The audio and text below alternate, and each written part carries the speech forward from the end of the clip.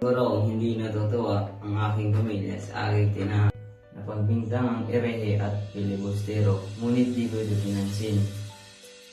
Naglagalag sa iba't ibang lugar, mahanap ko lang ang nagtulos ng taligala sa aking pamilya. Ngunit nang minsan ako'y magawi ng bayan ng San Diego, naging piloto ng bangka.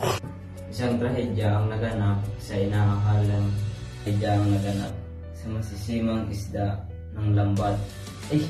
Balay, isang buhaya. Kung rinundag upang patayin ang dambuhala, ngunit ito'y nagpupumiglas. Ramdam ako ng takot. Hindi kong pagsisig na isang binatang nagtarap ng punyal. Nalalamunan ng buhaya. Tutang ko sa iyo ang aking buhay. Agad kong pinasalamatan ang binata. Ang kanyang paalala sa akin, kanyang naging tugon sa akin ay isang napusok ang lubha. At huwag ninyong bibiruin ang tadhana. Piyaring iyon ay nais kong suklian. Aking narinig ang sinambit ng taong dilaw. Pangyayaring iyon ay nais kong suklian ang kabutihang loob niya sa akin. Hindi siya kakainin ng isda tulad ng kanyang ama.